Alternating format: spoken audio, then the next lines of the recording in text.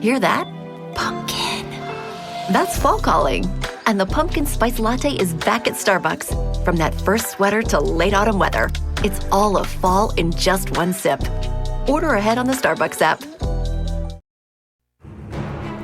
The Heed the Call podcast can throw a spiral. Well, one of them can.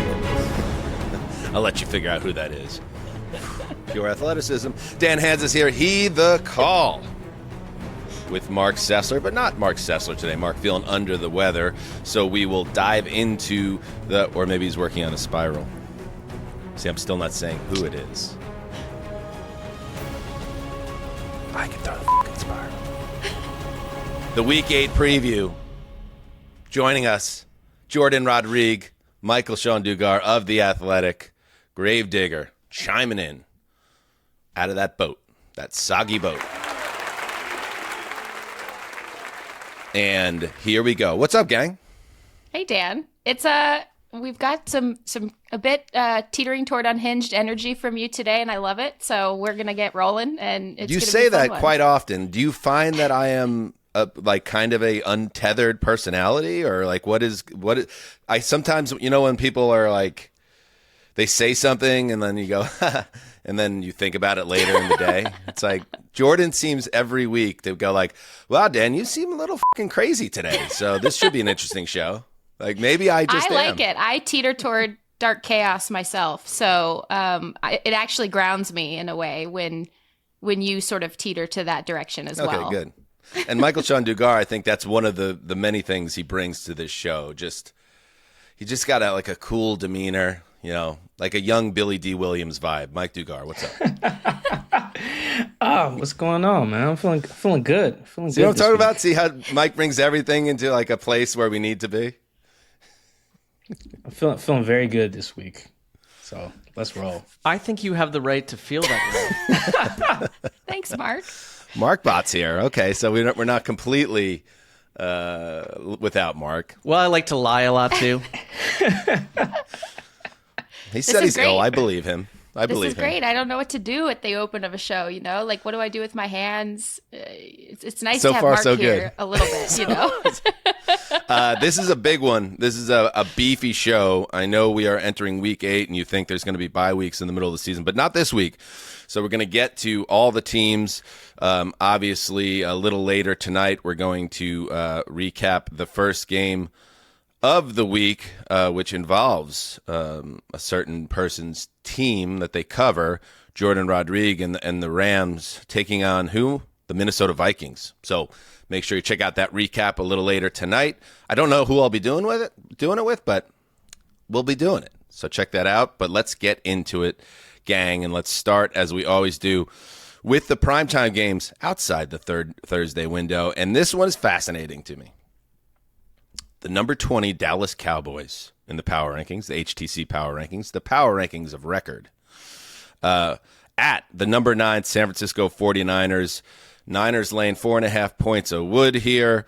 And I feel like this is a game, Michael-Shawn Dugar, for two teams that really need a win. I always like that. Two teams that are a little bit, I would say the Cowboys are closer to desperate straits, but the Niners, they're one loss away from being there themselves. So two teams, the Cowboys 3-3 coming off their bye, undefeated on the road, I should add, against a Niners team searching for it. And, of course, now without Brandon Ayuk, who is indeed out for the year after that terrible knee injury.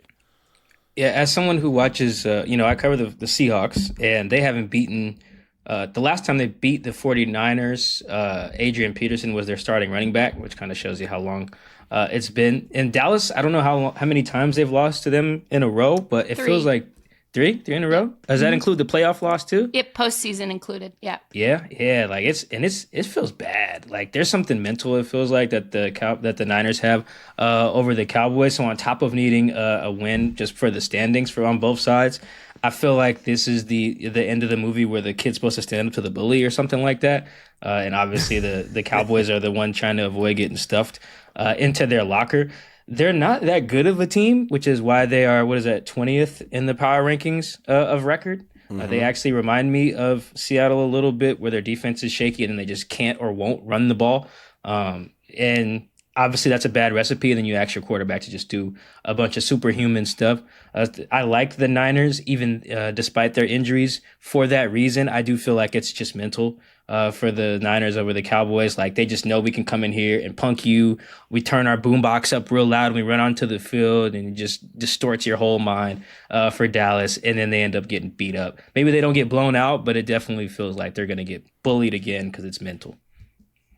It's interesting. These two teams, to your point, Dan, on feeling a little bit of desperation, they feel that way because they're both on the verge of something. With the Cowboys, it's like we've been saying this all year, the lame duck coaching staff and the team that just isn't looking innovative, that didn't add things. You've got the owner on the radio every single week, including this week, by the way, talking to the same host that he sort of belittled a couple of weeks ago, and saying flat out that he doesn't think that he thinks that we're designing bad plays or we're designing bad concepts, a notion that Mike McCarthy laughed about later in the week. But this is also a 49ers team on the other side that's watching its Super Bowl window shrink closer and closer and closer. And a lot of it is outside their control because of the amount of injuries that they've had.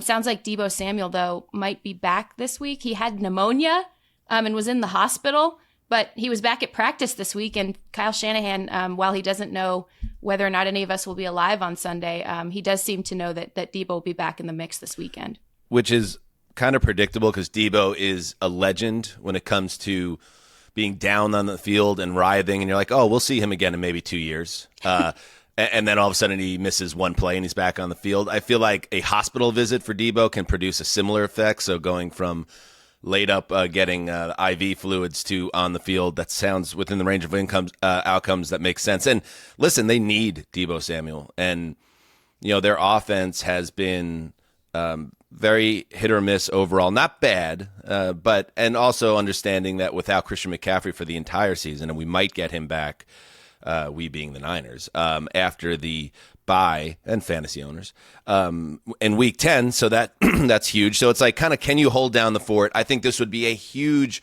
win. I expect the Niners to win the game, but I think if they can get back to 500, hit their bye, get healthy, maybe get CMC, I think you see that big Niners push that we all kind of have expected. Jera, did he apologize to the radio guys?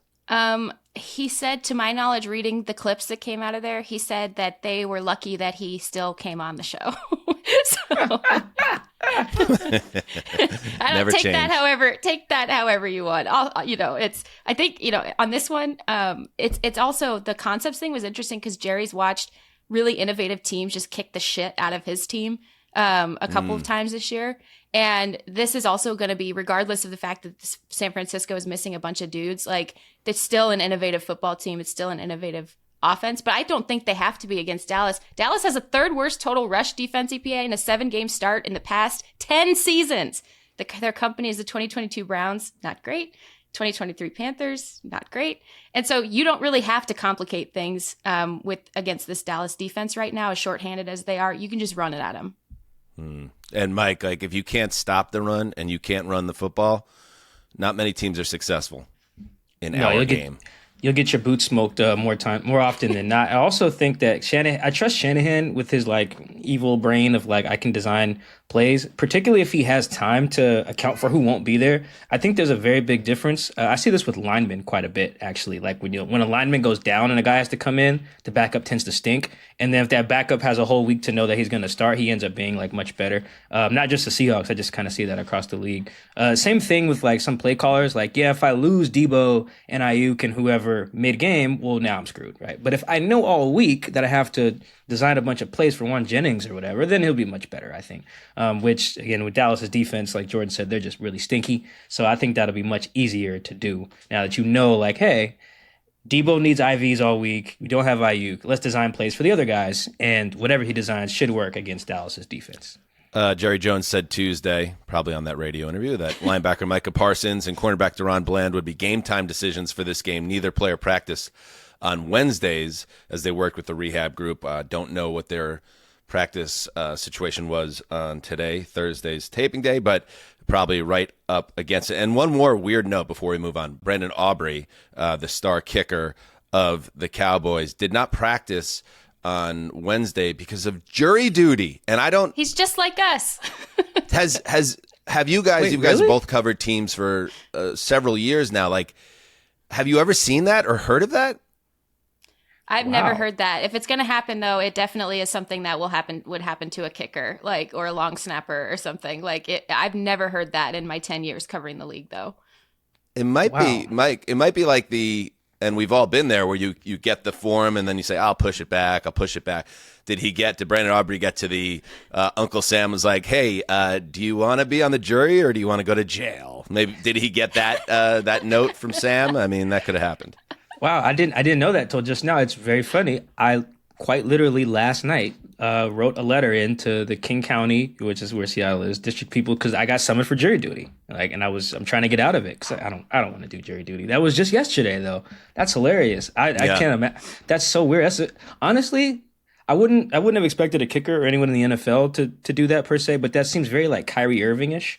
Like to go like just ditch work to feel like you have to like fulfill some civic duty. That he would be the person I would pick to potentially do that if I had to pick a pro athlete to skip I don't know work if I because of want jury him on duty. my jury if I'm the defendant. Absolutely not, by the way. yeah. No, I do not want Kyrie on my jury. No flat earthers on my jury. I have a memory of the first time I ever did jury duty. I was 20 years old and I was living in Boston, going to Northeastern, and they summons me. And I'm sitting downtown in this courthouse, and I'll never forget, we had a trip to Cancun for spring break like 2 weeks later. And I'm literally like, the P scale is 11 out of 10 because all I could think is I'm going to get picked for jury duty and then miss my trip to Cancun with the fellas.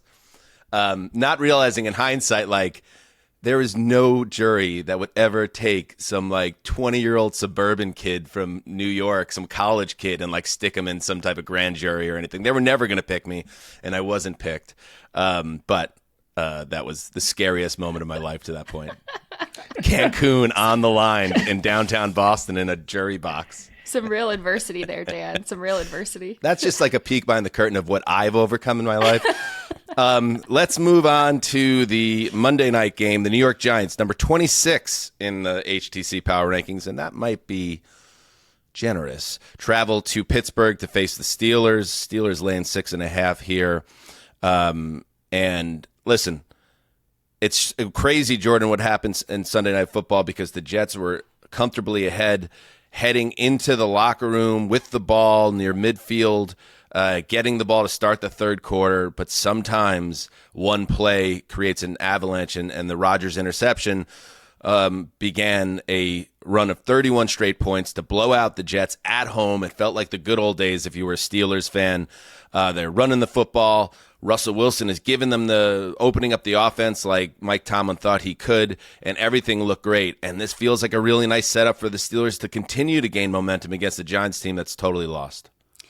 Yeah, we said this before, but usually when Mike Tomlin has decided to do something, at this point, we assume he knows something that we don't know or has seen something that we haven't seen, or there's some other layer to a situation that has prompted him to make that decision. He's just one of those coaches who over his career has showed that he's earned the benefit of the doubt. Now, I still raised my eyebrows at that change, especially at this point in the season, but it also showed the Steelers, I think the duality of this move was not only to throw the ball around the yard a lot more in this case, and score points and those types of things, but also to show the Steelers what elements they still needed to add into their offense to become a complete team that maybe could be capable of being competitive down the stretch. And in this case, they need more receivers. And they've already been sniffing around the trade market for receivers. And there's a lot of reports about this.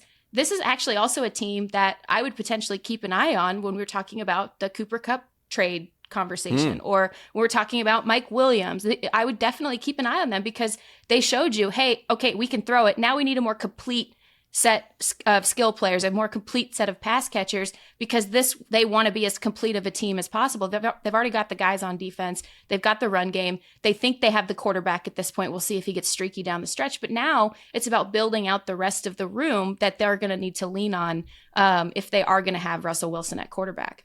Yeah, I never really doubted Mike Tomlin on that. I just always felt like Russell Wilson throws the ball better than Justin Fields. So it was like the math was kind of simple for me on that. And you can kind of see the element that he brings with the offense. He just makes them, more dynamic. You just got to guard more of the field, I feel like. Justin obviously runs it better, but that's just not a sustainable way of getting down. You're going to have to be able to throw the ball effectively. And I don't even think Russ is like super great like that, but again, I do think that was the right call. Shout out to Russ. Post game, he got asked to give basically another like slogan. He had the Go Hawks thing in Seattle, and then he had what was the Broncos one? It was awful. It was Broncos Country. Yeah, Broncos Country, Let's Ride, which is just completely awful. I checked with my Denver homies like as soon as first time he said it, and I was like, is that a thing? And like everyone was like, no, that's not a thing. No one does that. So he got asked for a new one since it was his first game with the Steelers, and he was just like, yeah, let's wait till the end, which is probably, knowing Russ, probably just code for like, I don't have one anymore. The end? What does he mean, the end? Wait till the end is kind of a life slogan, isn't it? Yeah, it was very weird. It was a very awkward exchange. But Mike, that Russ, better than anyone, Russ has been thinking about it. Maybe he's just not comfortable, or maybe he's showing some growth in terms of being corny and having a little self-awareness that, hey, I'm having a good night here. Like, do I need to be a meme in the morning about being a cheese ball again? Like, maybe maybe this is Russ is exactly the Russ that the Steelers need at this moment in time, who could still play a little bit. He could throw the moon ball. Collinsworth did a nice job, I thought, on Sunday night. And you saw him when he was at his apex of this, throwing that ball where it's coming down from above and putting the wide receiver in a chance to make the catch over the DB, whereas Justin Fields, he's probably throwing a dart in that situation. It's like those little things that really are going to help this offense. Yeah, I think I would lean towards the growth part on the slogan. I know he hired a new publicist since he's left Seattle, some bigwig, like New York-based publicist company. I think they also rep Tom Brady. So yeah, I would like to think that they had a little room, focus group type thing, and we're like, let's workshop some slogans. I don't know Steelers history enough to know what they would have thrown on the wall to see if it would stick, but I hope that nothing stuck, and he just tries to be a normal person. No slogans. That would be great. That would be super great growth for him. I'd be very happy for him in that regard. And yeah, his ball placement is much better. Like, it really, Tomlin watched them both compete and chose Russ, before the season. So I never really thought that he would back off of that, because Justin wasn't like lights out.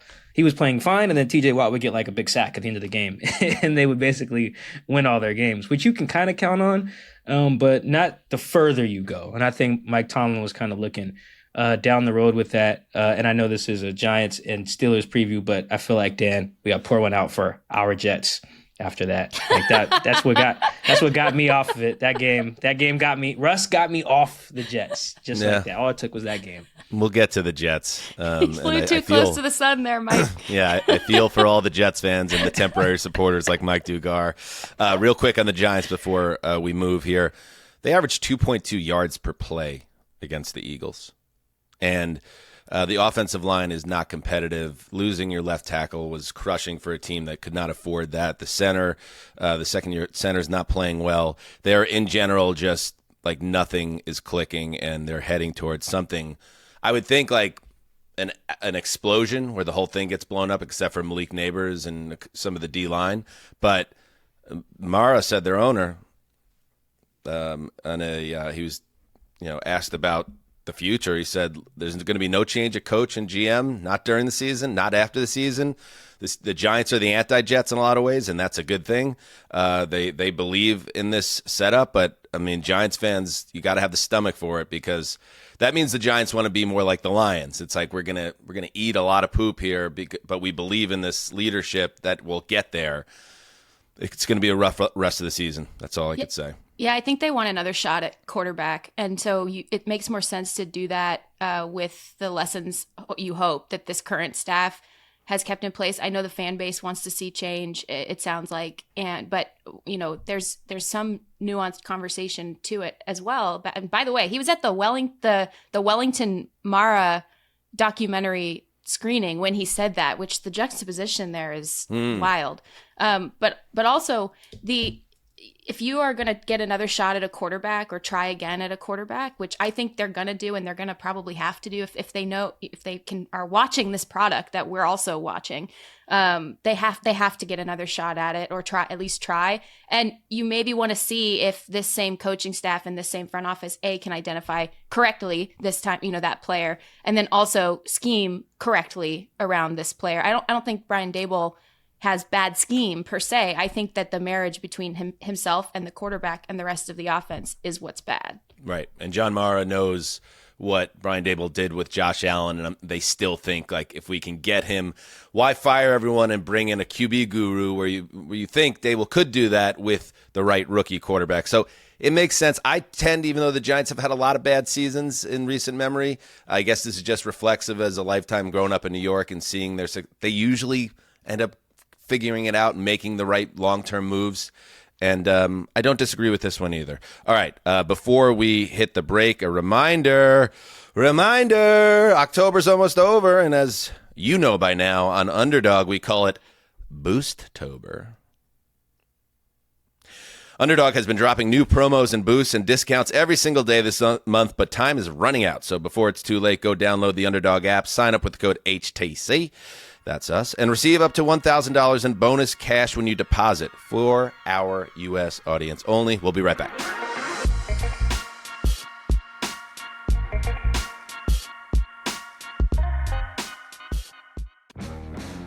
Packing for a long trip, you gotta bring your toiletries, right? Ugh, it's so hard. So many tiny bottles to pack. Unless you have Mondo's 4-in-1 acidified cleansing bar, a 5-ounce bar that works as a shampoo, face wash, body wash, and deodorant. Plus, you can use it to create a rich shaving lather. Wow, fiber. Mondo's 4-in-1 acidified cleansing bar is formulated with a gentle alpha hydroxy acid that stops odor at the source, and it's clinically proven to control odor for 24 hours. No, hang on. Say that again. pH, alpha hydroxy acids? Explain those words to me. Oh, Connor, great to see you. I can't, but I don't know what they mean. I just know that this product works. It was developed by a doctor. So you're telling me Mondo's 4-in-1 acidified cleansing bar simplifies your hygiene routine, and it's the only thing I need to pack? And you can get it in 3 cologne quality scents. Mount Fuji is fresh and woodsy. Bourbon Leather is sweet and sophisticated, while Pro Sport is clean and citrusy. It sounds like Mondo's starter pack is perfect for new customers like me. I mean, it comes with a solid stick deodorant, a cream tube deodorant, and 2 free products of your choice, like mini body wash or deodorant wipes. And free shipping? Luckily, I have a discount code to help you get hooked on my favorite smelling whole body deodorant on the market. New customers get $5 off a starter pack with our exclusive code HTC. That equates to over 40% off your starter pack. Use code HTC at shopmondo.com. That's 40% off with the code HTC at shopmando.com. This fall season, whether you're lounging by the fire or exploring new adventures, Via's premium federally legal cannabis products are your perfect companion.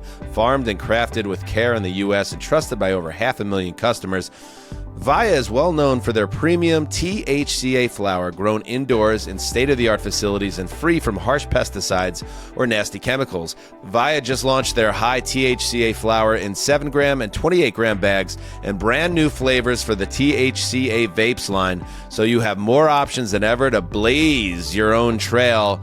Mark, I tried this, as I always do with our sponsors, and I've had some of the greatest dreams of my lifetime on Via products, so it's working for me. I think it's very important to test thoroughly the products that we sponsor here on the show, and I have tested this product thoroughly, and I approve. I know, we heard the Sunday night recap last week. Unbelievable. Via is also well-renowned for their award-winning THC and THC-free gummies and vapes, soothing topicals, and calming drops, all crafted with the highest quality hemp sourced from trusted, independently owned American farms. America. And the best part, Via legally ships to nearly all states in the U.S. in discreet packaging directly to your door with a worry-free guarantee. No medical card required.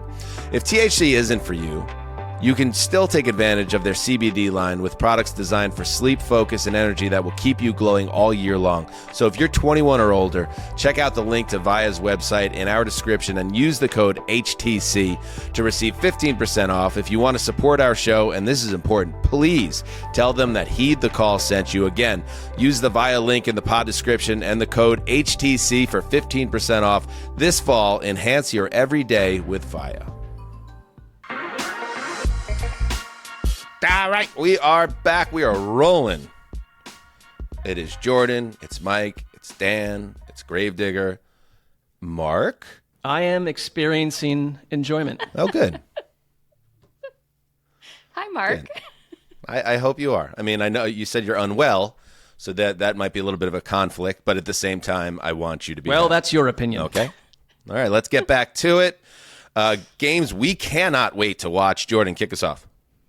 Yeah, I'm picking Chicago 14 in the Heed the Call power rankings at Washington, number 7 in the Heed the Call power rankings. This is 4:25 p.m. Eastern on CBS. This is the Romo Nance Wolfson team.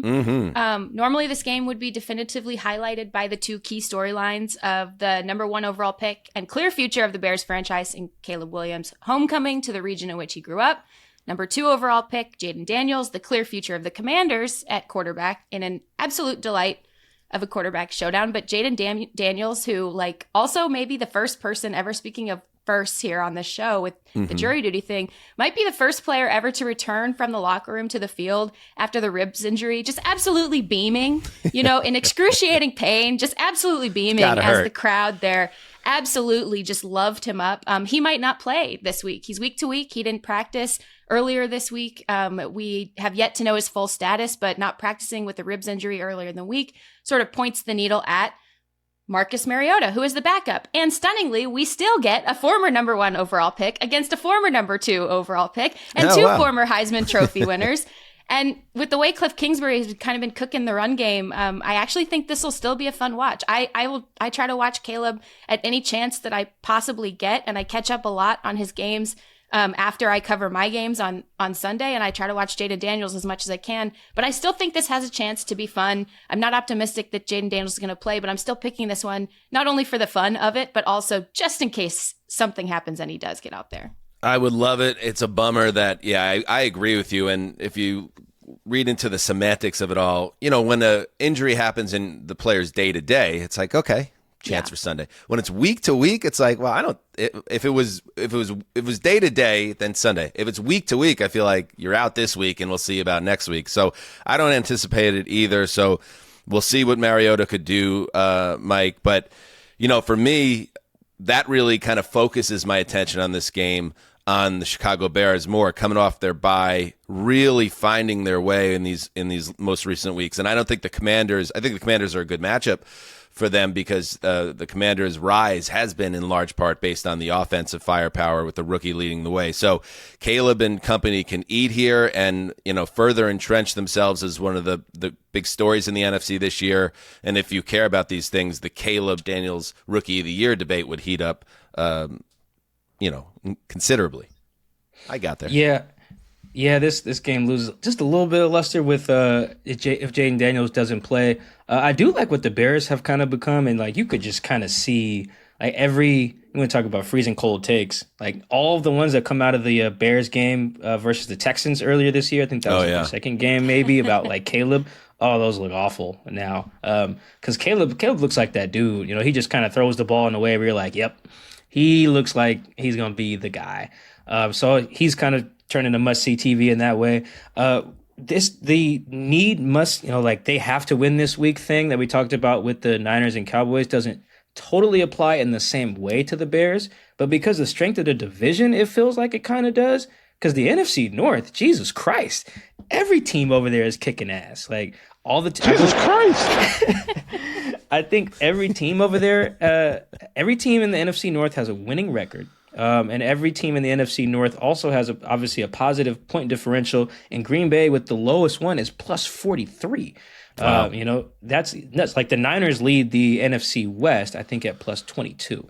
Right. So like just to show you what how badass everyone has been in the NFC North. So every team that in that division is kind of on a keep winning to keep your season alive type of feel. They won't obviously send 4 teams to the playoffs, maybe 3. So it's going to be a dogfight over there. And I think I have all of the other teams in the NFC North winning this week as well. And by the time this comes out, we'll know if the Vikings had won. So I'm looking at the Bears from that perspective too. Like they're a really like fun team to watch. They're really good. Caleb's really good. Their defense is cash. And then they might be the 4th best team in the division. It's just kind of bad luck for them this year. Yeah, the Bears still have to play everyone else twice. Packers, Lions, Vikings twice. And they also have the Seahawks and the 49ers thrown in there near the end of the year, just sprinkled in for funsies. But Caleb Williams has used this time to improve. Our colleague Larry Holder puts together a really cool stat package for us on True Media. Every week he does great work over at The Athletic. Great work. And Caleb Williams, from weeks 1 through 3, he went from the 28th quarterback in EPA per dropback. Now he's 3rd, and he's completing 74.1% of his passes, which is 2nd.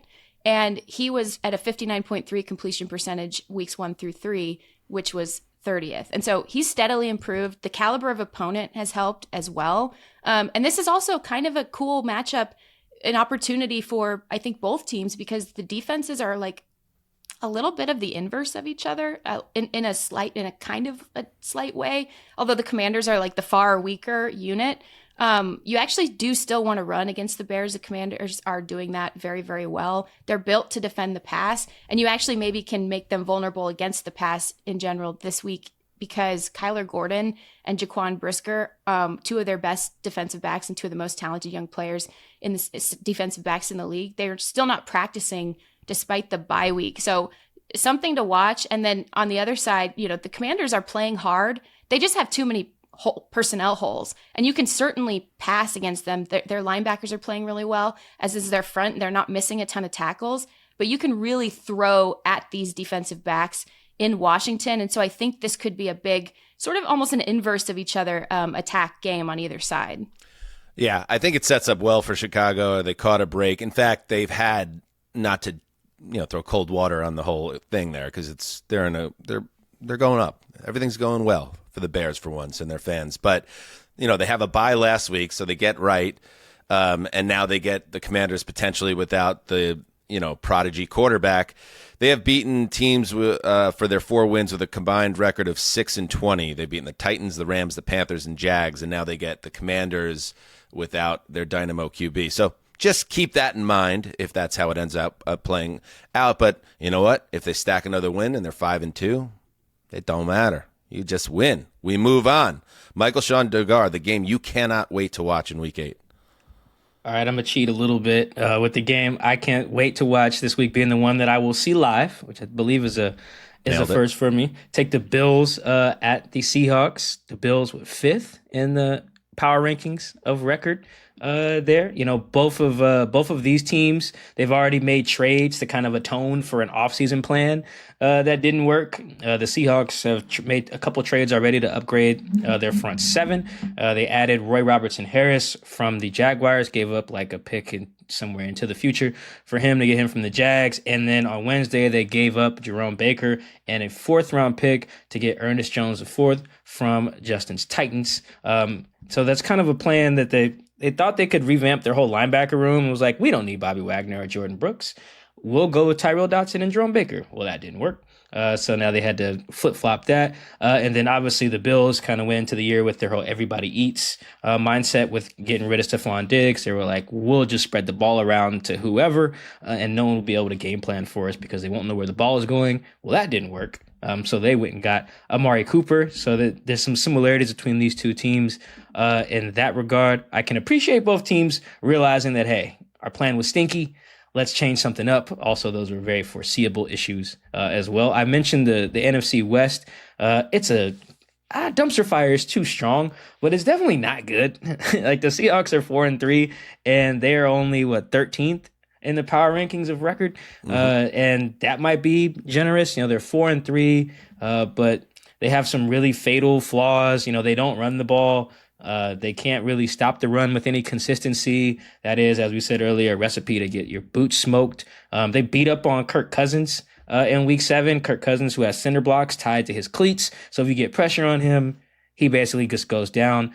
Josh Allen is the opposite. He has 5-hour energies tied to his cleats. So if you get near him, he just runs away. So that's going to be a huge challenge for their pass rush to have their contain and keep Josh Allen, who's playing super well and has somehow not thrown an interception, in check. I really like the Bills in a tight one here, but I think this is going to be a good game, in particular a huge one for the Seahawks, who are kind of still finding themselves and trying to prove whether they're actually good. Yeah, and that's a great way to tag it there because there's a reason. And by the way, if you guys feel at all conflicted out on our slogan that it's the power rankings of record, because I'm sure The Athletic has a power rankings, everybody does. That's okay. Just understand that. But the real ones know what matters, and it's our power rankings. You said that, we don't really know who the Seahawks are. Like, let's get a gauge on them. This is a good one. That's why they are number 13 in our power rankings, which I've always called the Twilight Zone. When I can't figure out a team where to put them, I just stick them at 13 and forget about it. And so here's a nice test, Jourdan. And I thought the Bills, who were aggressive, and I'm happy they were, and Bills fans are happy they were, because a lot of teams need wide receivers, and that market is cooking. They went out and they got the Cooper deal done. And to see, for a guy that got in the building only a couple days earlier, how they had him so involved, and he scored a touchdown, and that's, I think, only going to grow. Like a monster Amari Cooper game here wouldn't stun me against the Seattle secondary. Yeah, it builds confidence and it builds reps, and that's the main thing that they need right now when you bring in a new player like that. So I liked what they did. I liked that they just went for it and just threw him in there. You could already see some of the ways that he helped spread the field out for that receiving core. If you go back and look at the All-22, like their layers and just the space that they're using in the passing game already looks different from before they had Amari Cooper. And that's just what a player like that does, regardless of what his status is and like as a elite receiver or not, or whatever in this league. Or he is a 1, which means you're going to allocate space differently. What I really like about the Bills too, though, in tandem too with the quarterback, is that they can also run the ball. And I know I've been squawking about this every single week, but they have 11 rushing touchdowns so far, second most in the NFL. And when they run it, they do it in a very physical and efficient way. Obviously, Josh Allen has the duality with his legs as well, but he is not now playing like this brand of chaos ball. Mike mentioned the no interceptions. He's not playing this brand of chaos ball, which frankly, like, let's be honest, we love watching Josh Allen chaos ball. It's very, very fun. However, it does lead to mistakes and inefficiencies. And now he's showing he can be both things. It's not terrible to be a game manager every once in a while. It's not terrible to have all of these added dimensions now where if you need to go and throw the rock around, you can, now that you have the layers in your passing structure. Now you can run the ball if you need to. This is a game that's quite clearly gearing itself up to play deep down the stretch in the winter and building little extra pieces the way that they have. They clearly have an eye on the Ravens right now and are just trying to get just little advantages here or there, whether it's the space on the field, the personnel they bring in, the way that they can run the rock. Like, they're clearly like building toward what they believe will be a deep postseason stretch. Yeah, I wonder about that Josh Allen interception-free streak he's on. Plays a lot into his lack of trust in the wide receivers that he's had to this point, and playing a different type of football, which shows his growth and maturity. He might start throwing more interceptions now, but the offense gets better because now you're pushing the ball downfield. You got this number 1 receiver that you've needed. So keep an eye on that this team becoming more explosive. Very scary thought that the Bills have a chance to get a lot better from where they are right now. Looking forward to it. They're not squawking, Jourdan. You're not squawking. I squawk. It's okay. I squawk.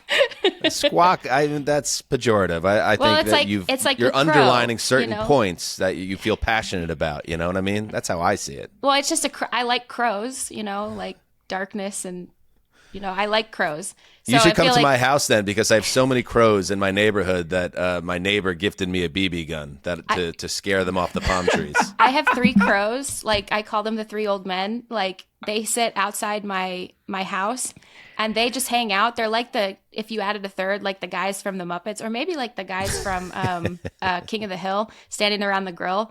They all stand there, and like I always give them a head nod because crows remember faces and they remember how like smart. you behave toward them. So when I walk my dog too, I'm like, Tucker, get your shit together, man. Be on your best behavior, respectful, like ominous respect, similar to like the respect I have for like a Kyle Shanahan, for example. Yeah. And that's how you treat the crows, and then they treat you right back. They're You great. want to go down a wormhole, a little Yes. wiki wormhole. Do Yes. some crow research. Oh, crows Those are sick, motherfuckers, man. They will bring you gifts. Yes, I leave They'll them bring, shells. like, pieces of glass, things that they present to you, and they will target your dog if they don't like you. I've seen crows attack dogs that are being walked. So me shooting at them maybe is not the wisest idea, but just remember, I'm shooting to scare, not kill. Just before we get the Well, tell them that because they won't Yeah. forget, man. They remember They get it. faces. They're cool. They're cool birds. I don't like birds generally, but I like crows. Yeah, and this is coming from a guy that during COVID in 2020 befriended 3 squirrels in my backyard and was feeding them, sitting on my lap. Just like a lunatic behavior. You want to talk about like, is Dan maybe crazy? Like, Unhinged. When I told people the story of Gus, our squirrel in the backyard, that I literally became friends with when I was trapped at my house for 18 months. It's a little disturbing to look back on it, Mike. I don't know if where you come down on that. Like, are you judging me a little bit? It's okay. No, this is actually relatable content. Not for me. I don't really care about birds too much. But my mom went and got a BB gun because there were raccoons in their yard. Messing with she got a little dog, lap dog. I don't know what type of dog it is, but she had to go get a big ass BB gun too. She was ready to lay them raccoons out. So when you mentioned being gifted the BB gun, that was kind of funny. And then that second part about you naming the squirrels in your backyard.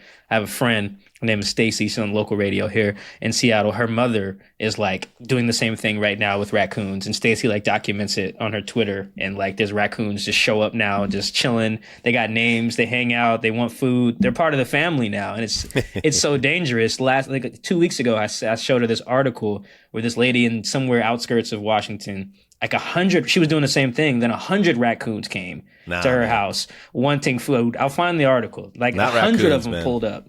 That was nuts. So be careful. That's all I'm saying with the raccoon befriending is the animals. My crows protect me, so. Yeah, the raccoon is the animal that you encounter a raccoon in your backyard and you like try to intimidate, it just looks right back at you like, don't even think about it. Like it will even do like the move. It will disrespect you where it won't run off. It'll walk slowly but hold eye contact on you. Like this isn't over type thing. And it's like, oh shit. I love their little hands. They grab things like I have All right. problems. Let's see, where are we at? Oh, the game I cannot wait to watch. 2 teams, again, that I'm feeling out, and I think a lot of people agree. The number 15 Eagles at the number 11 Cincinnati Bengals. This is Ian Eagle and Charles Davis, who did very well. Just power rankings on top of power rankings in our Wednesday announcer power rankings with Andrew Marchand of The Athletic. We broke that down, and Eagle, what a bird in the beak or whatever. That's when Eagle is paired with the old Chargers quarterback Fouts. But great team, good game. I'm excited for this one. And how about Saquon Barkley? Let's start here.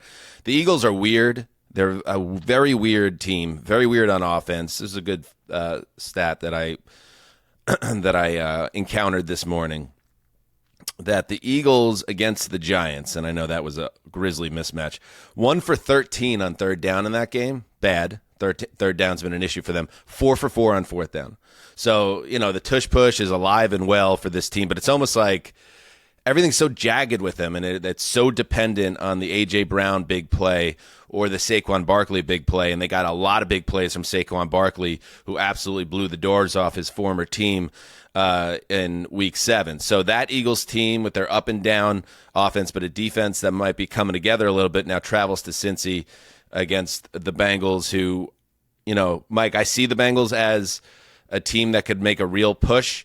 in the back half of the season. But here's a gut check for him because the Eagles are starting to find their way a little bit, I think, as well. I want to see if the Bengals take care of business because they should. They should win this game if we see them as a credible AFC contender.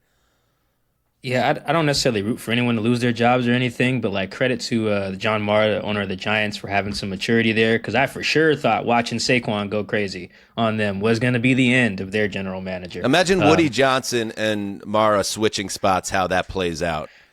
What did Bill Belichick call it? Ready, shoot, aim? What did fire aim? Yeah. AJ Brown got the Titans GM fired, right, for the same thing. I want to say went crazy on him, and I think in Philly. Justin's nodding his head. Yes. Yeah, and then I think he got canned like very shortly after. So I thought history was going to repeat itself there. It shouldn't have, but I thought that was maturity there. But yeah, Saquon, a baller. I thought the Bengals, though, to go back to them, I kind of thought they were cooked after the Ravens loss because their defense was Swiss cheese. I believe they were like 1-4 at that time. That was a game they probably should have won. But then I looked at their schedule. I was like, I don't know, man. If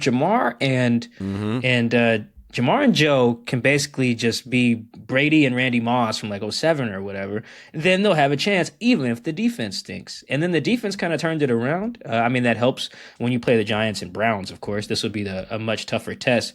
But the way that Joe and Jamar are playing, and obviously getting T. Higgins back, he was missing a couple games earlier in the year. I actually have a little bit of faith in them now. If the defense can just be competent, I know they won't be as good as they were against the Giants and the Browns. Like those two offenses are just awful. I think they played each other, and it was a game I purposely was like, I'm not watching any of that. The Giants and Browns. So, but yeah, I think the Bengals have a shot here. The AFC is pretty much the wizardry of the Chiefs, Bills, Ravens, and then kind of everybody else. I would throw the Texans in there when they get Nico back because CJ looks very mortal without him. But I think the Bengals got a chance to be frisky here. I actually do like them in this game because I forget what adjective he used to describe the Eagles. I think it was just weird. I actually just think they're dysfunctional. I really do. Like they can just kind of thrive in it. It's almost like I had a couple friends in college who could just binge drink and then just wake up and go to class, right? And then come home, study, binge drink, and just keep going. And then they have a 3.5 or something like that. Those are called functional alcoholics.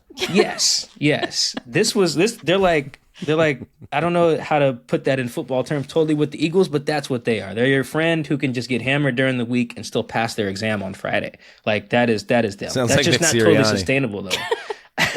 Oh, college, I just got wasted every single day, and I went to class, and I got good grades, but, man, it was just a party for 4 years. All right, Nick, we get it. Yeah, Jourdan, that's what the Eagles are, yeah.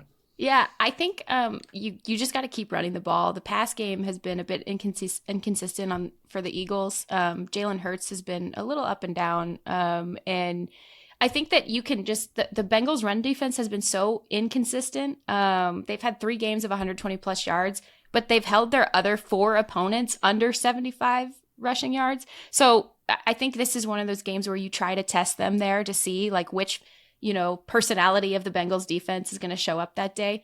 And then this was really crazy. I don't know how you're going to rattle. First of all, on the other side, the Bengals offense has never really come into question for me. I mean, Joe Burrow has been throwing it around since he's playing great, Burrow. Yeah, since the start of the season, even minus some personnel, and then now he's got more weapons back, and so that's great.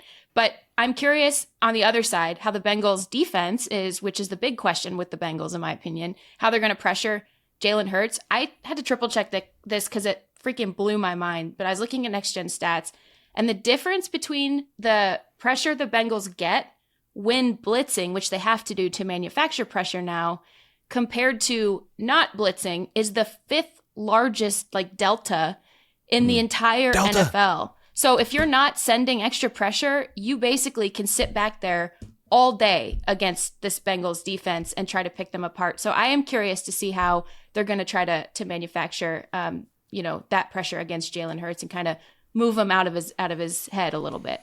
This per The Athletic. Jalen Hurts is a winner. He is. He's a winner. Okay. He wins. Okay. Joe Burrow is having one of his best statistical seasons. His expected points added per dropback of the season, 0.16, is the best of his career. And on plays with a passing attempt, the Bengals' EPA is the second best in football. So it's been the defense that had been holding them back, but their defense is getting healthier now, and they're playing better, and the defense in back-to-back wins has allowed no more than 14 points in those games. So let's see if they're picking up momentum and they're about to go on a run. I think they are. All right, we are about to go on a run to a big ceramic bowl with a murky, thick liquid to the gravy boat, but not before this break. Gotcha. Put him back in. We're going to break. God damn it. All right, we just did my game. I can't wait to watch Eagles, Bengals. Can't wait for that one. I also can't wait to build a pick'em entry on Underdog. Might have to get Money Mike's help with that. Playing on Underdog is super easy. Simply choose higher or lower on player projections, and you can win up to 1,000 times your entry. So download and play on the Underdog app. Sign up with the code HTC, that's us, and receive up to $1,000 in bonus cash for our U.S. audience only.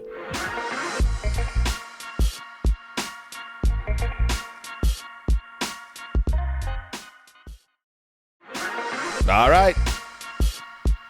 Get on your... Whoa.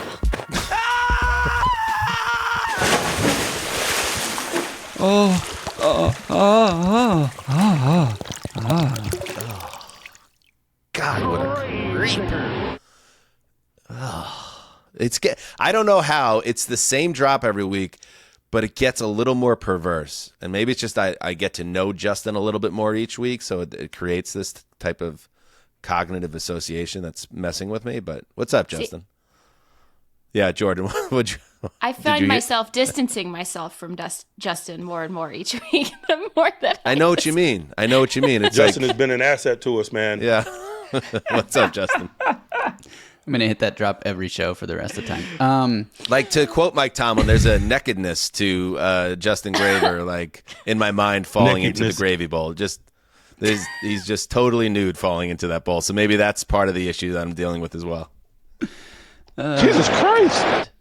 All right, Ravens at Browns. This would have been Mark's game I can't wait to watch, but Mark is sick. So although this is the biggest gap in power rankings between any teams... Well, let's check in with Mark.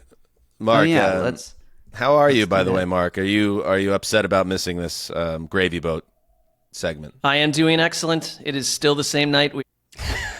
He doesn't know what time of day it is. That's troubling. It's a good thing he's missing the show. Okay, go ahead. All right, so this is the biggest gap between two teams of any game this week in the HTC Power Rankings. The number 1 Ravens taking on the number 30 Browns. But the game still has some intrigue here because number 1, Lamar Jackson, Derrick Henry have been just thrilling to watch all season long. And the Browns' meltdown has been equally entertaining to watch. But now, Jameis Winston, can he come in? Will he steady the ship?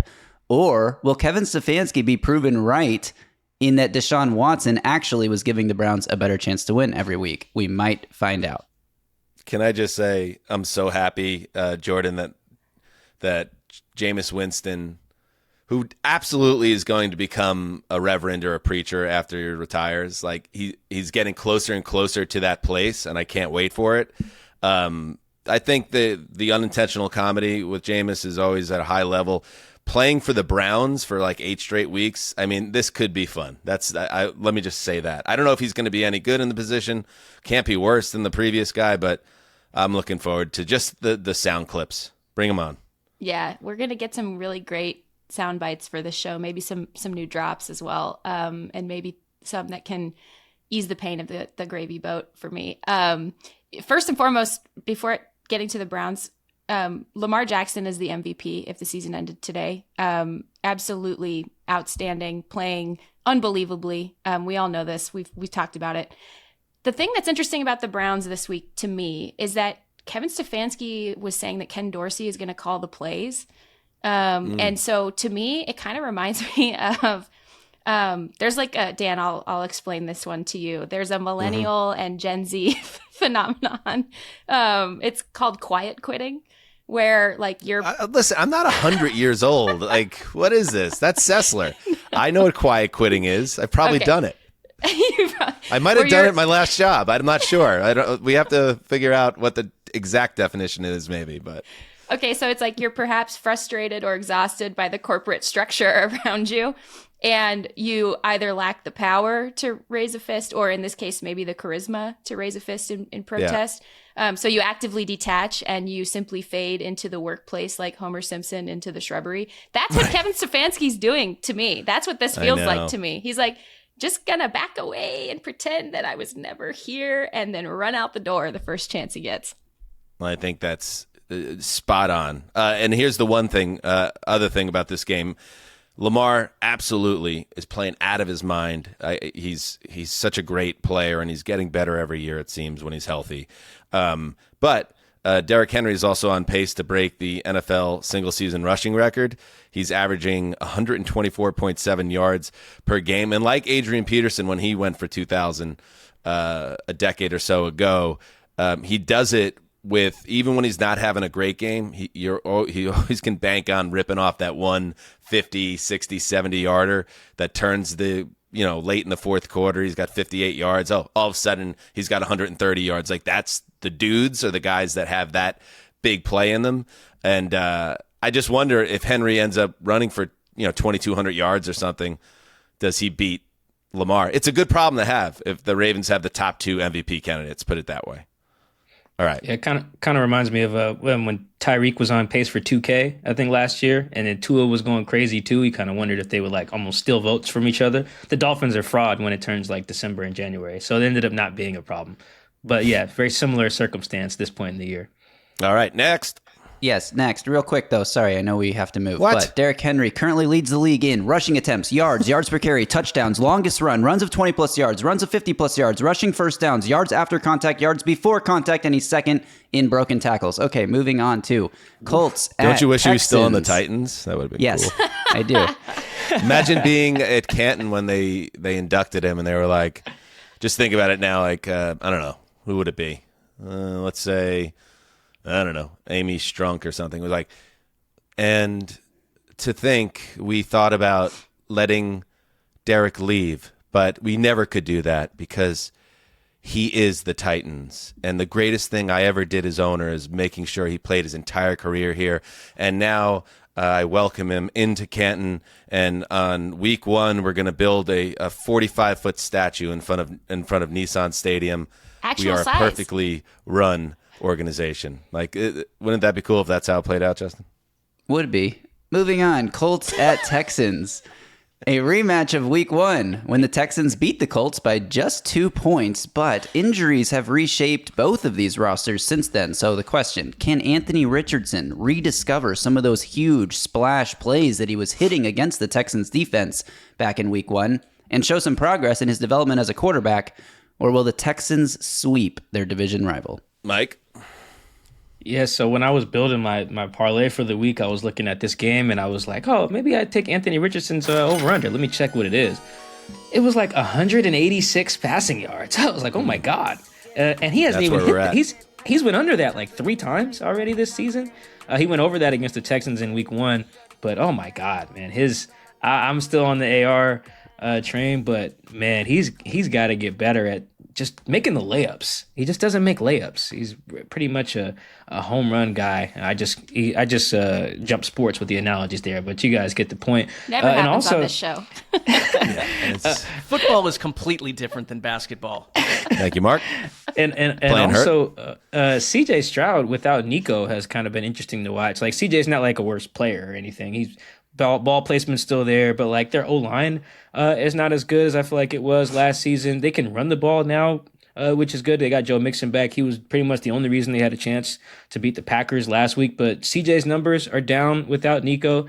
So actually, I still like the Texans in this one, but that's only mostly because I just don't think Anthony Richardson will throw for more than like 205, which is kind of nasty. But I just think the Texans are a better team overall, even without Nico. But yeah, I feel like there's genuine concerns about both of these clubs right now.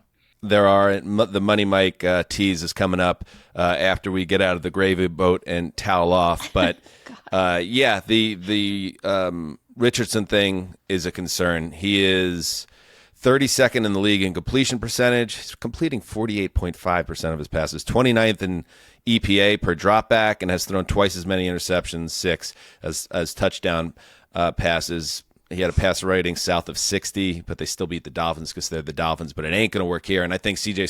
Stroud is a truly great quarterback. And when great quarterbacks are embarrassed and throw for 86 yards in a game and in a tough loss against a fellow contender, they usually come back and take it out on the next team. I love the Texans in this game, and Stroud bouncing back with or without Nico Collins. Next, Cardinals at Dolphins. The world anxiously awaits the return of Tua Tagovailoa, and with him, hopefully, the return of watchable football in Miami. The Cardinals are one of 2 teams this week to be underdogs despite being ranked higher in the Heed the Call power rankings. Cardinals number 18, Dolphins number 27.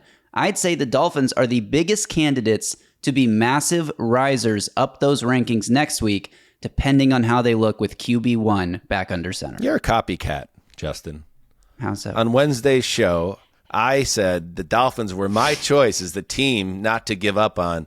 And then 2 days later on the same show, you presented as your opinion.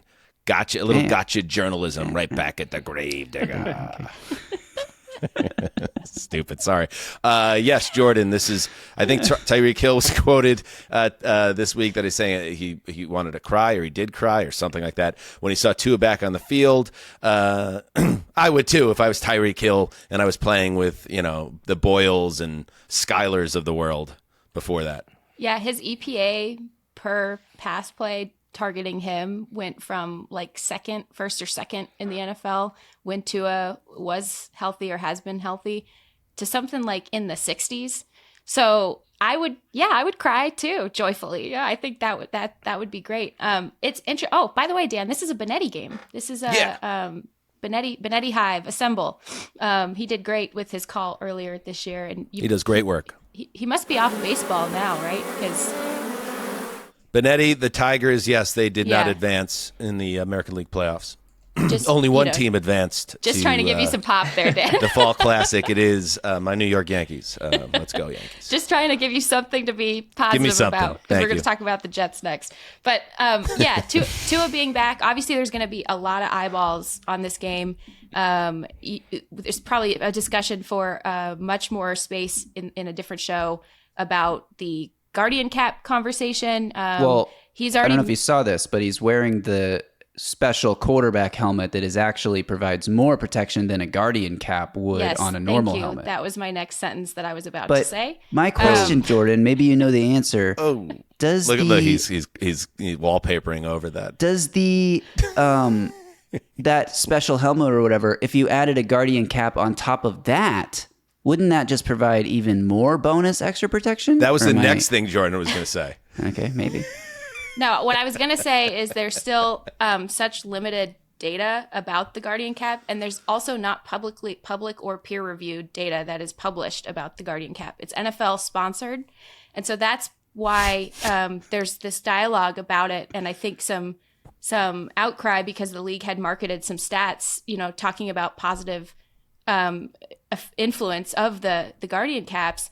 But we don't have enough data to say that definitively. And I, by the way, 100% think that more research and more investment should be made in protecting players from concussions. But I learned this when I did a big story on grass and turf and the lack of safety protocols that are actually in place by the league in checking whether a field surface is safe to play on, is particularly an artificial playing surface.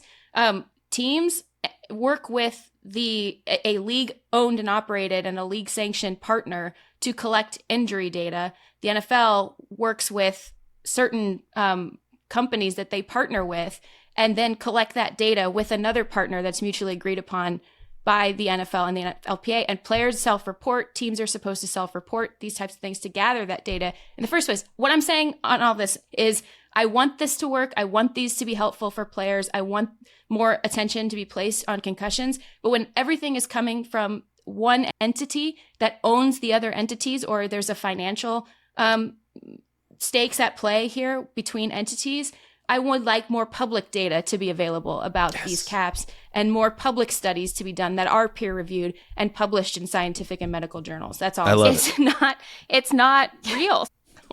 I would like you to. Haven't you done enough to me today, Justin? Jourdan, anytime you need to use my soapbox, you don't even have to ask. I liked it. Great takes. And, when he was asked about, are you going to wear the Guardian cap? No. I was like, why not? Personal preference. I'm just going to be real. It looks bad. It looks lame, and the players don't like it. I would imagine that's part of the reason why. If it didn't look like it stood out so much, I think these guys, it's a tough guy league. Somebody needs to be brave. In Billy Madison, when Ernie pees himself on the class trip, and then Billy goes to the water pump and he puts it on his jeans, and he's like, everyone my age pees their pants. It's the coolest. Everybody my age pees their pants. It's the coolest. Somebody needs to be the Billy Madison, like a high-level player, and wear the Guardian cap. They tried to friend of McVay the Guardian cap because the Rams were the first team to bring the Guardian caps actually into training camp practices and mandate that their linemen wore them. They did not do this for concussion reasons or head injury reasons. They did this because Matthew Stafford banged his thumb on a lineman's helmet and hurt his thumb right the year they won the Super Bowl. And so now the league is saying like, oh, the Rams are the ones, Matthew Stafford and Sean McVay are the ones who were the early champions of this. Well, a reporter came to Rams and asked Sean McVay, like, would you wear this? And he said no, and he laughed. So it's like, yeah. What do we do? We have to find a way to keep players safe that actually has like data and actual. I'm going to go on a whole rant. So but we need to keep players soapbox. safe. We got to move. We got to move. But you are welcome to use the soapbox anytime you want. One quick Cardinals note: Cardinals fans haven't been able to celebrate back-to-back wins for almost 3 years. 46 regular season games, 56 games if you count the preseason and playoff games. Let's go, Cardinals. Win 2 goddamn games in a row. Next. All right, next, Jets at Patriots. Another rematch. The Jets dominated the Patriots back in Week 3, 24-3 victory. But oh, my God. The Pats have a new quarterback, Drake May, who has actually been playing some really good football. The Jets need a win in the worst way. And despite May looking ahead of schedule, I'd say, he has lost both of his starts by an average of 18 points, so we'll see if this one is any different. I can't believe I live in the same universe where I remember doing that Thursday night podcast after the Jets stomped the Pats, and everything seemed possible. And at that moment, Rodgers gave a press conference. I think the next day, it's like it was just so funny, and it's so Jets. But he said in the press conference, we're going to have to be a team that has to learn how to win and how to carry yourself after wins. They have not won since. I mean, there's nothing more Jets than that. And then you have Devontae Adams, and this is also the signs of dumpster fired him. 5 days since he joined the team, he's the one that stands up in the locker room after they get embarrassed and quit, quite frankly, against the Steelers. And he stands up and gives a talking to the team. And here's Devontae Adams on why he did that. It's not really my personality to see something that's not right and to just let it go on. There was a lack of energy and urgency out there. And I had reservations about speaking up too early and being too vocal too early. But I felt like, in my mind I said F that because I need we don't have time. It was something that I wouldn't have been able to sleep if I didn't speak up on it. And a lot of these guys in here haven't been anywhere else where they've won and, have had that urgency that it takes in order to be a good team. So, this team being so talented on roster-wise, it's just a waste to have everybody out there and, to have a dead sideline like that. I'm not here to be the savior. I'm here to help shift this culture more than anything. I can go out there and make the plays that I can make and try to, influence guys, as much as I can. But I'm trying to, enforce a winning mindset on these guys. And Aaron Rodgers then said, I thought it was the realest speech I'd heard in a locker room in 20 years. Oh, get off it, Rodgers. Why does the new guy have to come in and give that speech? Where are you, Aaron Rodgers? Everywhere shouldn't else. You be the guy when Ulrich, he dresses the team, walks out of the room? Why the fuck are you not the one that's standing up and giving the realest speech of the 20-year career? Mike, this is not Rodgers' fault. He has not been the problem. In fact, there's data that backs it up that he's actually, I think, second among NFL quarterbacks in big-time throws. His turnover rate per play is on the higher end of the scale in the league. He's not playing elite football, but it's everything around him that's let him down, including Garrett Wilson, including Sauce Gardner, including Breece Hall, including the offensive line, especially in the run game. Even Quinnen Williams is having an off year. Like, this is a great roster, but a bad team. Yeah, I think when I got off our Jets over the weekend, I think part of the reason I text you that I did is because they just don't have leaders. You could just feel it, I'm not like plugged in with anyone over there in that covers the Jets or it's on the team or anything. I can just feel it when a team doesn't have the necessary levels of accountability to pull themselves out of being a dumpster fire. Because some teams do have that. Like some teams, if they do start slow or whatever, I kind of feel like, okay, they have X player here, X coach here that will figure it out. And the fact that, Devontae has to come in and be the adult in the room is super alarming. Like, kudos to him for doing it. But I mean, also, I think we know the obvious reason why Rodgers isn't giving these elite speeches because they would be awful. He, if I had to pick a football player, might be the other guy to maybe ditch work to go do jury duty, because he's just a weirdo, man. That speech would go all types of places. He'd be using words everyone has to look up and words that don't exist and citing a bunch of Joe Rogan podcast quotes. And it'd just be all types of stuff that you just don't want to hear if you're down 10 points at halftime or something like that. So, I mean, imagine Kyrie and Aaron Rodgers in the jury box and your life's on the line. Just imagine that scenario. Oh, my God. Hassan Reddick should be returning for the Jets in some capacity. And keep an eye out on Jourdan Mayo, who's having a tough first year. And there's some bubbling reports, including Greg Bedard, who went on Boston radio this week and said that, let me just read this, what Bedard said. I think that, how do I put this? I think that there were some thoughts during the summer that there were questions going on around the building about whether this was the right thing for the program, that being Mayo. There was some second thoughts about it, and I'll tell you, it's my opinion from talking to people there that I don't think Jourdan Mayo is assured of a second season if this is a complete dumpster fire, and this is coming off Mayo calling his team soft, which is a big no-no for a lot of players. So, yes, the rookie quarterback, Drake May, has been good through 2 games, but everything around him is rotten, and that's a problem. Next, Packers at Jaguars. Jacksonville returns from their 2-week stay across the pond to take on the Packers, who are on a 3-game winning streak. This game for Jacksonville doesn't have quite the same lose and you're fired feeling for Doug Peterson, but it does kind of feel like it's only a matter of time before one of those games does happen, and it's like, okay, the end. So the Jags need to keep winning to salvage their season. This one will be tough. Yes, but Jourdan, I don't know why. I feel okay about the Jaguars in this game. I think Green Bay is not playing at the highest level despite, winning. And the Jaguars, just put it this way, if I were to get behind an underdog this week, the Jaguars playing well at home here wouldn't shock me. Your thoughts? I think getting to know you a little bit more over the last couple years, Dan, I think the reason you feel good about this Jaguars team is that they can run the ball now.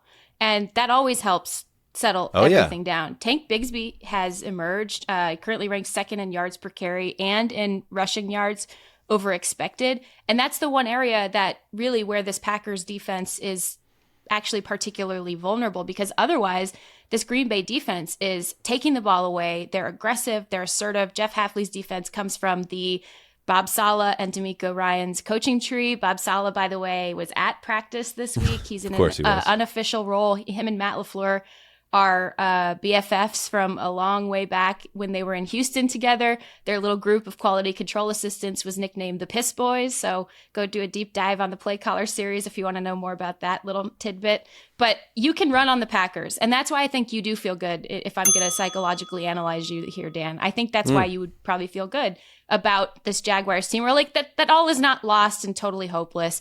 And that is the only really the weakness of this Packers defense, and the offense is just starting to progress more and more and more every week. So I do think they're going to put up points against this Jacksonville defense.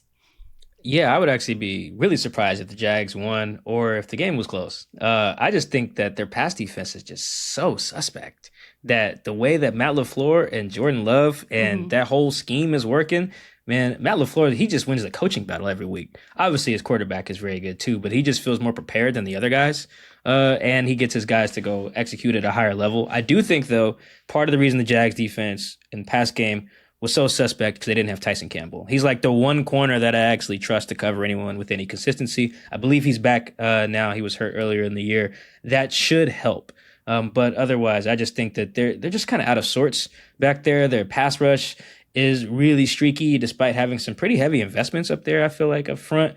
I don't trust anything that they're doing at like linebacker really right now. So yeah, I just really like LaFleur to win this matchup against the Jags. And Justin's right. I think every game that the Jags lose increases the chance of Doug Peterson getting the boot. Maybe I have to tinker with my fearless prediction because I am on an island, it appears, on this. Next.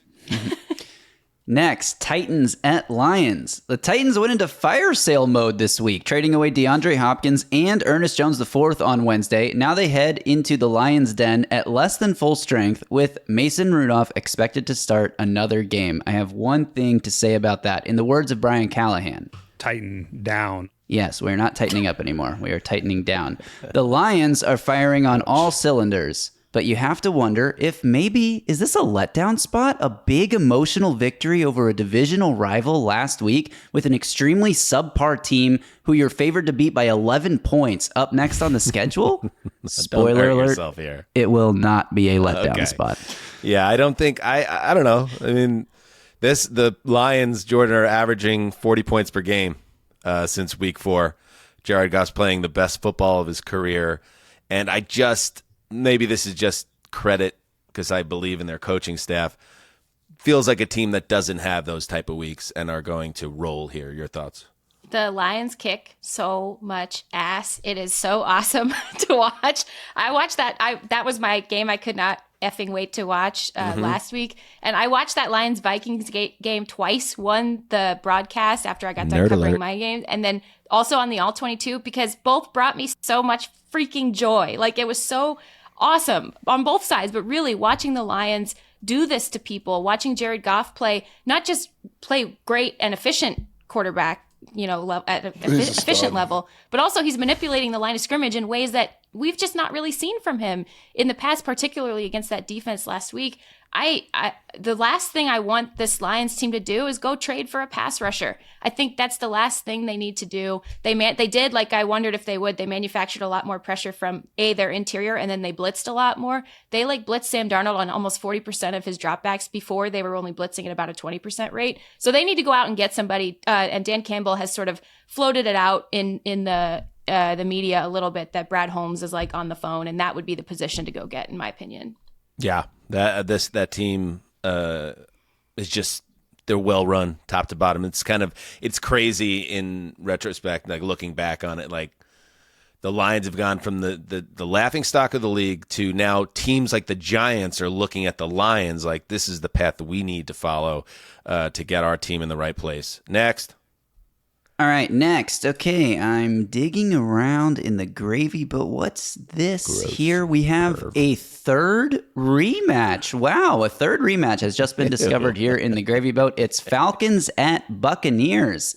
And this one just happened 3 weeks ago. Are you just blind? So your head's above the water and you're just wading your arms through like a liquid that you don't know? Like it could be an alligator in there for all you know, and you're just coming up with stuff? How does that? Yeah, I mean, it's so thick and murky that I can be looking down into the gravy boat, but I think you just made Jourdan throw up.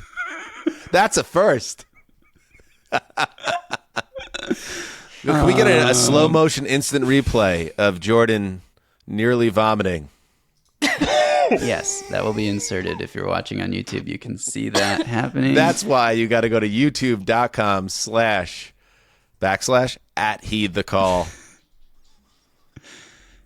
pod and hashtag 48.4. We're getting there. We're moving. Yes. All right, go. So anyway, this one just happened 3 weeks ago on TNF, but the Bucs, who actually lost that first game to the Falcons, now have to find a way to generate some offense without their two biggest weapons, Chris Godwin and Mike Evans, obviously. Liam Cohen has been excellent all season, but this will be his biggest challenge as the offensive coordinator. And Baker, right, Mike? Because this is going to be tough. And I think, and Todd Bowles can deflect in the post game or say the right things depending on your angle on it. But I thought they made 2 mistakes in that Monday night that could have ruined their season. Mike Evans should not have been playing in that game.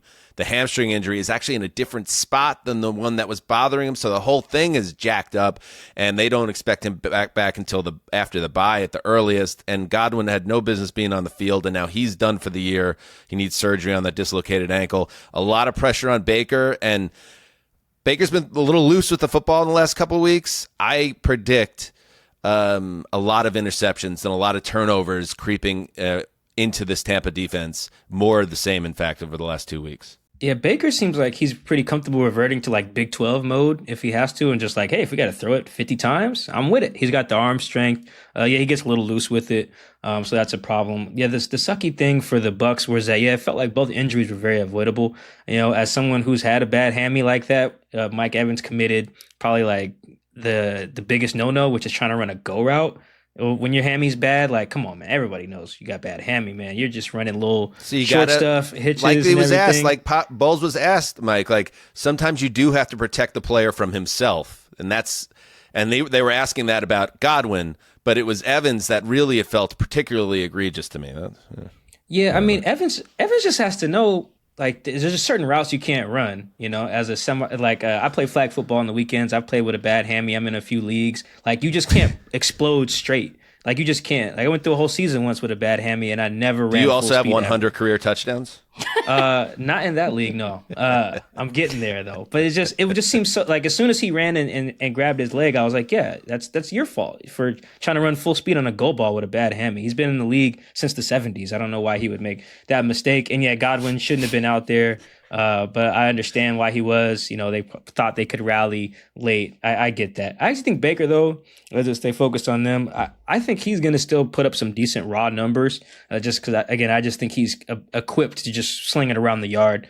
I just think that's what they're going to have to do and what he's going to be comfortable doing. I don't know if I like them in this game just because the Falcons are a little bit healthier and they're well put together, even though I just saw them get their boots smoked on Sunday. But, yeah, I do think the Bucs, if they just make like one trade or something for a skill player or something, doesn't have to be a splash like we've seen, just add another piece, I do think they can stay afloat in a very winnable NFC South. I like the Falcons a lot in this game. They're coming off, like you said, a bad loss to the Seahawks. They're 3-0 against the NFC South.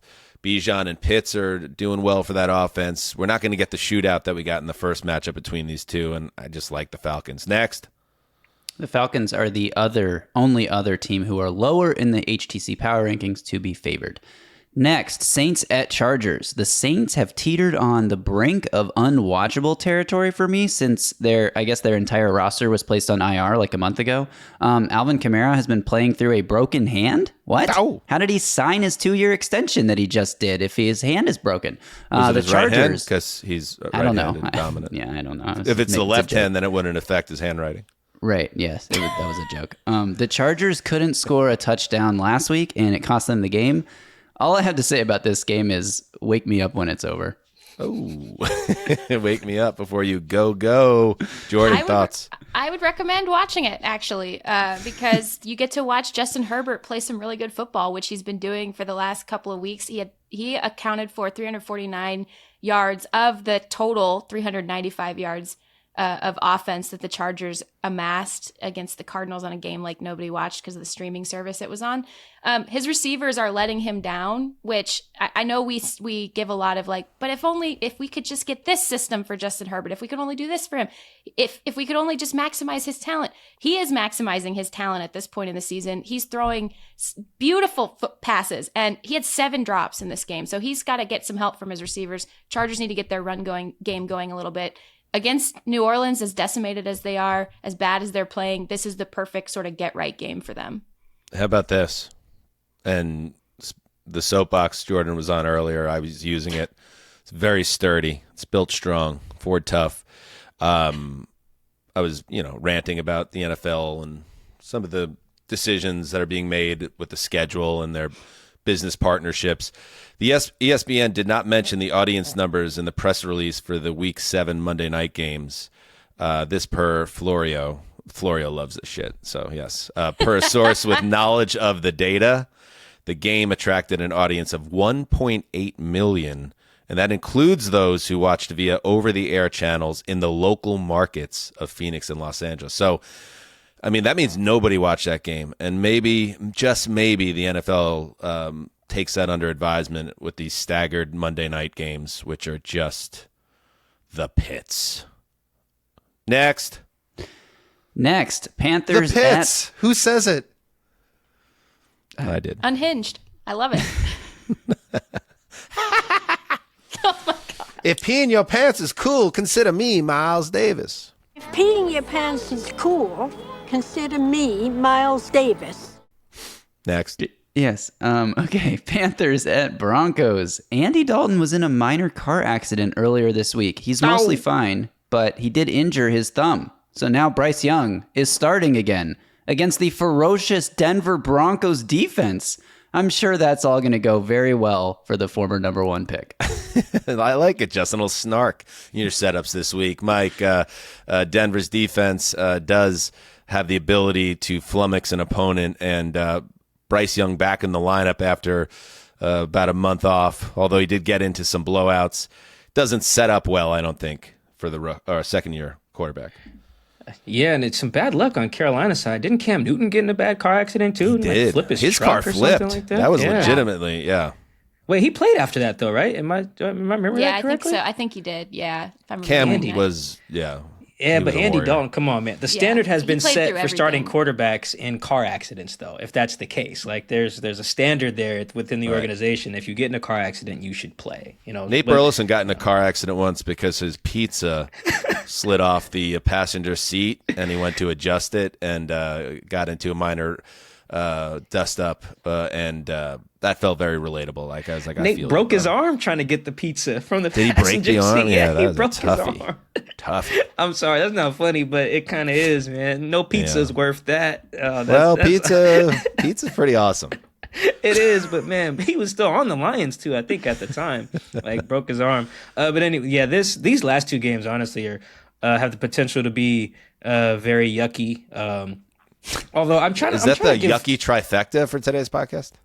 I'm trying to expand my vocabulary a little bit, but I just feel like the words like stinky, yucky, poopy, like they just really hit hard when used appropriately. So I just kind of defer. You have a young child too, I know. Yes, I do.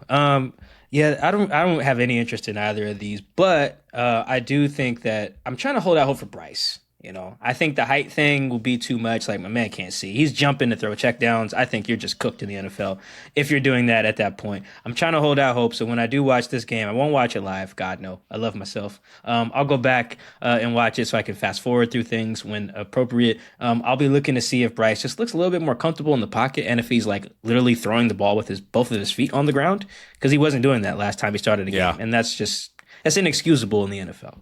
Against this pass rush, he's not going to be very comfortable. It's going to be a problem. Last game, Chiefs at Raiders. The Chiefs keep grinding out ugly win after ugly win, and they'll have another chance to do so here. Kansas City's struggling offense takes on the Raiders' underrated defense, while the Raiders' disastrous offense takes on a very great Chiefs defense. That is a recipe for an under if I've ever seen one. But remember last year, the Raiders, under interim head coach Antonio Pierce, beat the Chiefs 20-14 in Week 16. Here's a great stat. Josh Dubar of Associated Press, the Associated Press. The Raiders are the last team to beat the Chiefs, Christmas 2023. The last team to beat the Ravens, Week 2. The only team to lose to the Panthers this season, Week 3. And the only team to lose to a team coached by Jeff Saturday, the Colts, in Week 10, 2022. The Raiders are weird. The Raiders are bad, but sometimes the Raiders show up out of nowhere, and we'll see if that happens here. Diana Rossini of ESPN reported the Rams and the Chiefs. Oh, excuse me. Sorry. My God. Diana Rossini, formerly of ESPN and now The Athletic, reported that the Rams and Chiefs discussed Cooper Kupp, but the Super Bowl champs needed to trade with a team that was willing to take on a large chunk of the salary and didn't want to give up high picks. the Tennessee Titans were willing to play ball. So it's DeAndre Hopkins that is now a member of the Chiefs. He's 32 years old, Jourdan, and we'll see if he could still play the guitar. But obviously, a move the Chiefs needed to make. We'll see if he's involved in this game. But yeah, adding another player, certainly one with the resume of Hopkins, is intriguing at the very least. To me, this is less so about what kind of production he can add and more so getting the ball to him in opportune moments, contested catches, for example, working him along the line of scrimmage so that when you move him and coverage starts moving toward him, then other spaces on the field will open up, and getting him the ball enough to remind people that he's still a threat. Now, I don't doubt that he can still play, even, as he's dealt with some injuries and then also his age, but you want to really be efficient with where you get him the ball and how you get him the ball based on different alignments so that you can dictate now how defenses play your other receivers in different ways. And I think that's the big reason for this signing, less so adding a bunch of production stats wise, but more so opening up production for everybody else on the field and getting him the ball in opportune moments. Just imagine going to sleep on Tuesday night on the 1-5 Titans. You don't know if Mason Rudolph or Will Levis is trying to get you the ball. You know neither one is really going to be able to. You wake up on Wednesday morning and it's like, hey, guess what? You're on the 2-time Super Bowl winning Kansas City Chiefs. You're 6-0. Patrick Mahomes is your quarterback now. Good luck. Have a great rest of your season. Yeah. Graver, you're down bad, man, huh? It's tough. Also, I love Connor to death. He's like one of my favorite analysts and writers that's out there right now. But our own Connor Orr you're referring to. Yeah, Connor Orr, who does great work. I don't agree with him, though, from earlier this week. I don't think Vegas is going to turn this around. I really don't agree with him. As much as I adore him. Connor had a tremendous week of hot takes on the show, starting with the Raiders making a run to January football and capping it by saying that Joe Buck and Troy Aikman are the worst announcing team of any in the league. Just elite hot takesmanship from my man Connor Orr. All right, let's take one more break, and when we get back, the Money Mike plays for Week 8 and our fearless predictions. Who likes touchdowns? I know I do. On Underdog, playing touchdowns just got even better. Introducing Red Zone Rush, a new way to play touchdowns all October long. Just head to the Underdog app, tap play now on Red Zone Rush in your pick'em lobby, and swipe right to add touchdowns. Swipe left to skip. It's like a dating app, but for touchdowns. Plus, every Red Zone Rush entry automatically receives a profit boost. So sign up with the code HTC and receive up to $1,000 in bonus cash when you deposit in the Underdog app for our U.S. audience only.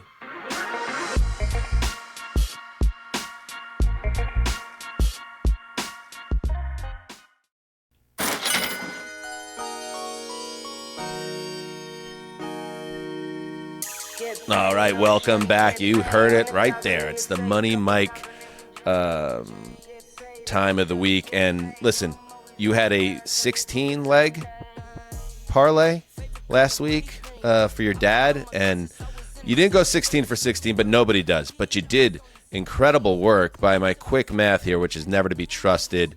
16 minus 5 is 11. So 11 out of 16 is pretty damn good. You hit on a bunch. You got let down by the Jets and the Niners and Kyron Williams and Jaden Reed, but otherwise great work. So we're going to narrow it down now, Money Mike, from a 16-leg dad parlay, which maybe on Patreon we'll have a separate show where it's just Mike and his dad breaking down things. But let's go with the Greg Olsen 3-legged parlay for the week. Although I love G-Reg, can I do 5? Can I do my favorite 5 from the? Well, that's tough for the Greg Olsen side of it, but yeah, give us 5. Yeah, I mean, I'm curious about the Greg Olsen 5-legged parlay. I mean, technically that would be great for him, right? Yeah, that is major questions technically about that, and I'd like to take a look just out of curiosity. But go ahead, Mike. Oh my goodness. Okay. So either some kicker, like total recall stuff. Go ahead. Sorry, Mike. No, you're good. Either kicker in the Falcons-Bucks game. They both have the same over of 1.5 made field goals. I don't care which one you take. But I think they'll both go over, but just one of them going over 1.5 field goals. Joe Burrow, this is an alternate line, 225 plus passing yards. Lamar Jackson over 263.5 combined passing and rushing yards. Hunter Henry over 32.5 receiving yards. And then Tyreek, who basically begged us to take this, Tyreek Hill over 86.5 combined rushing and receiving yards in the game against Arizona. I mean, the guy was literally tears of joy because his quarterback was back. He is going to look to ball. I like that Hunter Henry one. That's a little sneaky one. Oh yeah, he's been him and Drake may have been locked in since Drake has been starting. He's been his guy. Picked him up in fantasy this morning because of that. Yes. Very good. Nicely done, Justin. All right, let's now move to the final part of the preview show. It's our fearless predictions. First, we go back and look at how things played out a week ago. And let's pull that up. All right, the Gravedigger. At least 2 headlines praising Mike Tomlin for starting Russell Wilson by next Thursday. I found like 50. Here's my favorite 10. Here's my favorite 10, he says. What a flex. All right. Give yourself a ding. Give yourself a ding. I like that one. I wish I would have picked that one because I felt that Wilson was going to play well too, but I didn't think about it for fearless prediction. The Zuzzer we get. All right, so Zuzzer had a pivot because Zuzzer thought that Will Levis was going to have a memeable moment in week 8, and then he got quiet benched with that shoulder issue. So I had a pivot and went to we get a 200-yard receiver or rusher in week 7. And God damn it, I mean, I had it. This is like the 4th time this has happened to me. I had, at the end of the 3rd quarter, Saquon Barkley with 176 yards on like 17 carries and heading toward a 200-yard day. And then this conversation was captured on the sideline between Nick Sirianni and a star running back. You're 13 yards away from your career high. I would love for you to get that, but that's up to you. I just don't want. I'm going to take out all the starters if they don't score. You good? Let them eat. You sure? Yeah, good. You sure? I promise. I'll listen to me. I want you to do it if you want to do it. So I'd rather see the young boys eat. I mean, everybody comes off great there. Nick Sirianni, who's been in the crosshairs, comes off well there as a player's coach and having that moment. Saquon for being just a dog who's also the dude who's also worries, wants the younger guys to get their playing time. But Zuzzer doesn't come off well because I get beat by it. So whatever. Michael-Shawn Dugar, both star wide receivers traded, will go for over 100 yards in first games with new teams. That's Devontae Adams and Amari Cooper. Neither did. You're 2-5. I'm 2-5. Gravedigger 3-4. Jourdan Rodrigue, both Amari Cooper and Devontae Adams will catch a TD. One did. Dang, that sucks. Jets let me down. I know how you feel. Everyone buying in on the Jets and learning the hard way. 1-6. Mark Sessler, a head coach or coordinator, is fired by our next Thursday show. What is it? Who got fired? Well, we said this the first time that he made this prediction because he ran this one back for a second week in a row, that if somebody gave up play calling duties, that would also count as a coordinator being fired. And Kevin Stefanski has given play calling duties to Ken Dorsey. Wait, let me see what he said. Well, he said a head coach or coordinator. He didn't get fired because he's the head coach. Right, but we had this long clarification conversation about this, and it kills me that Mark's not here to defend his own take. But I'll do it. Let's vote on this. The head coach choosing to give play calling away is not getting fired from play calling duties. I'm sorry. All right, all in favor. All in favor. I'm inclined to agree with you, Dan. Here we go. All in favor of, this is a vote between Mike, Jourdan, and Dan. All in favor of giving Mark credit for that as a firing of an offensive coordinator or play caller, say aye. All in favor of pushing Mark to 0-7, no hard feelings, say aye. Aye. Aye. Justin, please check with us before you build the boards out, okay? That's a disgrace that was something that you thought you could push through on your own. Sorry. Mark called me yesterday to talk about it, and I gave it to him. He called you? Well, he called me because he was driving, and he was like, "Hey, can you put my initials down on this game?" And I was like, "Oh, you that's really? why he was want... first in the document this week. I even left him a little note that said, "Look at you, Mark."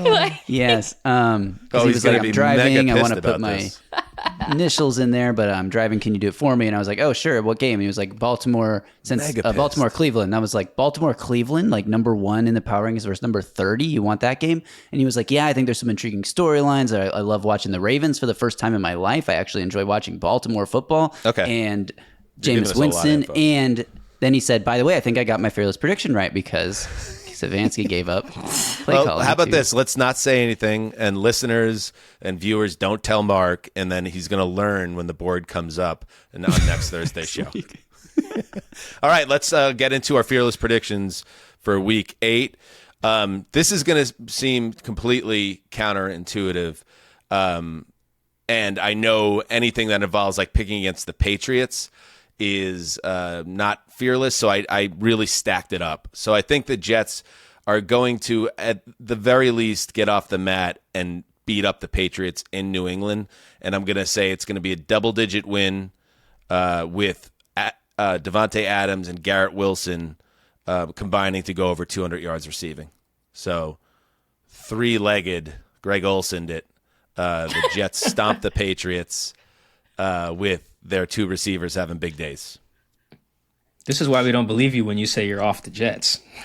No, this is more, well, I could see that, and I understand that. It makes sense that they're going to suck in their fan base by beating the terrible Patriots again, in my opinion. But I'm not back, and stop knocking on my door, Jets. All right, Mike, you're up. I mean, that seems very back. Just throwing that out there. I'm staying away from the Jets because they have hurt my heart. All right, for me, Week 8, there are 8 teams getting at least 5 points via their spreads. I think at least 4 of them, so half of them, will cover their spreads this week. Ooh, okay. Jourdan? 2 games decided by game-winning field goals, even though they don't have to be on the last drive of the entire game, but 2 games decided by game-winning field goals, both of at least 46 yards. I love it. Wow. Justin? All right. Mine is that this is stupid. The Raiders will upset the Chiefs with 3 touchdowns or more from Gardner Minshew. Bang. All right, dude. Now that's a fearless prediction. Do we have one for Mark? We have one for Mark. An NFL single game record of some variety will be broken. Single game record of is that individual? Like, what is the parameters there? So to me, this is extremely broad, and I feel like maybe we should try to get some clarification from him because it's like there's so many records. All right, here's what you seek a little bit clarification that maybe make it an individual record of some kind. Rather than some type of oddity. I don't know. Check in with them, but don't tell them about the 1-6-0-7 thing. I'd be okay if that was like some type of team combined thing, like most penalties or punts or something, single game record. I understand. Something like that is he looking for the umbrella where it's anything like that? Like, well, that's what I'm wondering when he said of some variety. It's like the varieties are kind of endless. Meanwhile, Mark thinks he's going for a 2-game winning streak with this broad one, but in fact, he's still looking to get off the schneid, which is amazing. Yeah. Also, we get an email every week from the league sends out like through its various PR channels to you guys, to us, to everyone, like that milestones or what to look for in Week 8, like those things. So I'm like, I need a little more specificity because he could have maybe closed his eyes and pointed at any one of those, just listed out because there's a lot of things that could happen. Milestone. Yeah, there's so many little wrinkles where he's a little sneaky guy right now. He tried to butter me up by being first in the document this week, and I left him a little note, and now I'm slamming him on. I'm willing to fantasize about other scenarios. All right. Thank you to everybody, of course, for checking out the show. Check out the Sunday show where we recap every game we just previewed. And, of course, check out Friday morning on the Patreon, exclusive on the Patreon, patreon.com/heedthecall, our draft of all Week 8 Sunday games. Until next time, thank you to Jourdan and Mike. As always, you guys are studs. Thank you to Justin. You're a beautiful man, covered in gravy. Till next time, heed the call.